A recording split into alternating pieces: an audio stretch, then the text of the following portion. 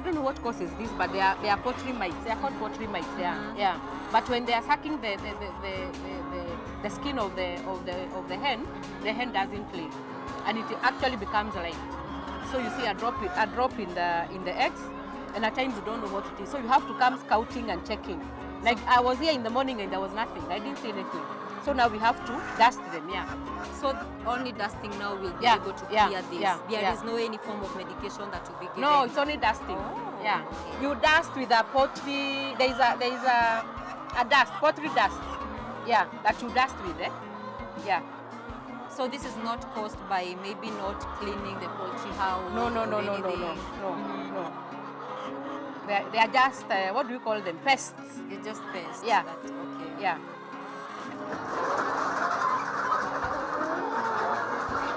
Tell them maybe a word of encouragement or maybe something that is important that will help them in poultry farming.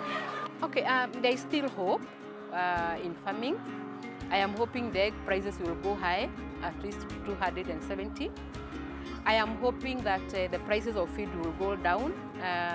If the government is able even to import the yellow maize for the farmer, I think it would be very good, because currently we are competing the white maize for the animal feeds and for the human consumption. So the price of the feed is high, because you know maize is part of the ingredients that make the poultry feeds. So if the government is able even to import the arrow feed for the feed for the farmers, I think it will be very good, and the price of the feed will be high, and there will be a good profit margin for the farmer. Yes.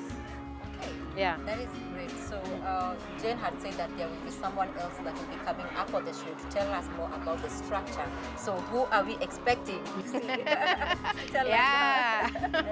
Yeah, you will see my husband. He's called George. He will introduce himself.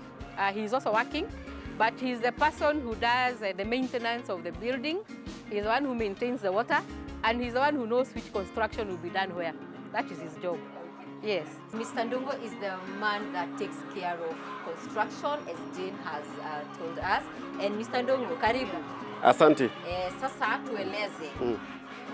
What do you consider before putting up a structure? Yeah, before you putting up the structure, first you do the costings. And you also know the size of the structure that you want to do. And again, you also know where you are going to source your materials. Whether you are going to get it from the local suppliers or you are going to go back to your farm. Now, the put in consideration is the cost of production. If I'm going to get them all the way from Nyeri, then I have to factor in how much it's going to cost me in terms of transport. Vis-a-vis if I procure that material locally. Then you also understand the labor cost in it. Yes, those are the initial ingredients in that construction. Yes, and again you also now do the sketching and know the size of the structure that you want to do. Yes, and by doing that, you need also first of all to know how many birds that you want to keep in each structure.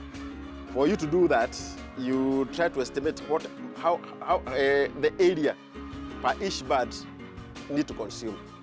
Layers, like when I was doing like this structure, I was calculating about 1.5 square foot per bird. Then if I want to keep maybe 1,000 birds, then I'm going to multiply 1,000 times 1.5. Then I'm able now to estimate the kind of structure that I need to do. And then the second thing is that you also need to put into consideration the space that you are going to use. Because you may find that due to the limitation that we have in terms of size, whether you're going to do a storage structure, or because that one, the other limitation is that the amount of birds that you want to keep. Like when we started with this structure, we only did a structure which is of one floor. Then we estimate that you're going to keep about 800, as my wife had informed you. But now, as she's the expert in that, me is the work of construction and maintenance. Yes. Yeah. Okay, maybe you can tell us about the water supply. We can see they are all automated. Yes. Yes, so how do you go about that? What we did is that we did construct a platform which is there to make sure that the water is going to flow with gravity, whereby each structure, we make sure that it has its own small tank.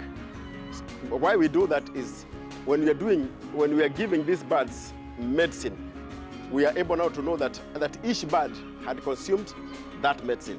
Whereby, let's say we have a 200 liter tank, then you know it's good to serve the 800 birds.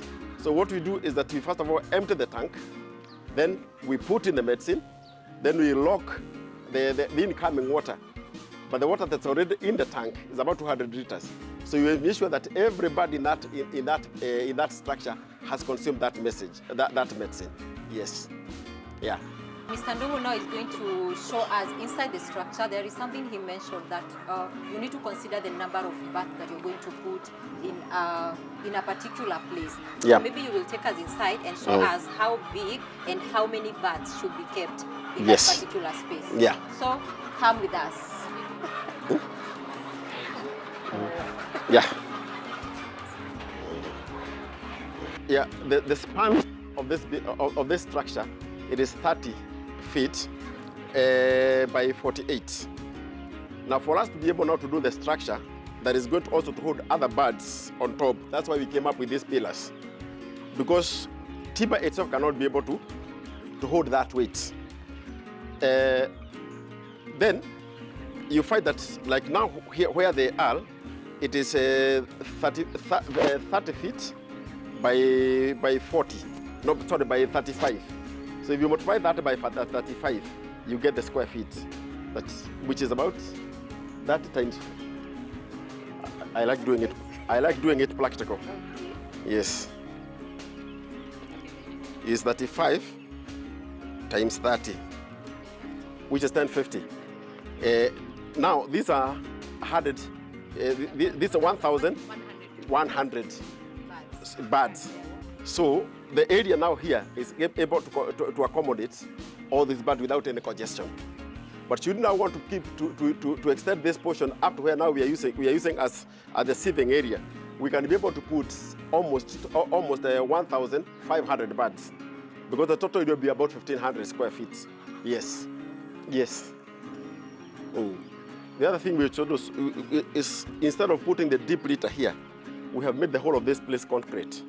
Why we have done that is that we are able to scoop this waste, which is not going to be soggy, because sometimes with the deep litter, and in fact that's why we automated our water, because you find that most of the time when the chicken are feeding on water, they keep on pouring water down on the ground. So most likely you may find that the bacteria that called salmonella can also start growing in this place, and it can also bring the issue of diebags of this. That's why my wife was saying earlier that after every 2 weeks? After every 2 weeks, we make sure that this place is cleaned, it is swept, and then this does not go into waste. We also convert it now into animal feed, and we already have lady customers for that. The one that look a bit watery, that's the one that we keep aside. We use it as farm manure. She either sells it or we take it all the way to Nyeri in our farm. Yes. So in other words, we don't have any waste here. We don't have any waste. Everything is recycled. It is even the bags. And maybe she not also mentioned that when the birds are of age after laying, we normally sell them. X-layers. Yes, there are people who normally count for them, and you also make money. You may find that one bird, as she said, the total cost of that bird might be about 500 shillings before it starts laying. But when it is old enough, you sell it at 350 to 350. So you find that you have already recovered your initial expense of the bird, not considering that it has given you eggs 1.5 years. So that's why she was saying there is always money in poultry farming, but the key here is consistency and proper supervision. As she said, she always makes sure that when she comes from work, she goes and does the supervision. Equally, when I come back from work, I also do loud to make sure that I see that every drinker the water is flowing. Because the key here, because they're eating a dry ration, if they don't drink water, the production will be very poor. They will not lay. Yeah. So I make sure that in my maintenance is to make sure that every drinker is producing water. Yes. And that's why I have to make sure that every time I come, irrespective of the time I'm going to come at night, I'll have to check that. Because there's a passion in it. Yes. You enjoy what you're doing. Yes. Because by profession, I'm an administrator. I work with an international organization, which is called International Center for Research in Agroforestry. My training in the university was Bachelor of Arts. I did a master's in public administration. But my passion is in farming. She is in poultry. Back home, I'm doing daily farming. I'll be retiring next year. So my aim is by the time I'm going to retire, because what I'm doing now is infrastructure. I want to have at least about 30 daily cattle that can be giving about 30 liters or 35 liters. I'm home and dry. Yes. Wow, I believe you are so inspired. This is an amazing, amazing, amazing story. And what I like is what Jane and Mr. Ndungu here have mentioned, that you need passion. You need to be excited about that which you're doing, and especially if it's something you're doing extra apart from maybe your other jobs. So keep it tuned in here on KTN Farmers TV. Also keep giving us your feedback through the number that is on your screen. Remember that every day we have a poultry farming show where we will have the vet talk, give you relevant information and also answer back the questions that you have given to us.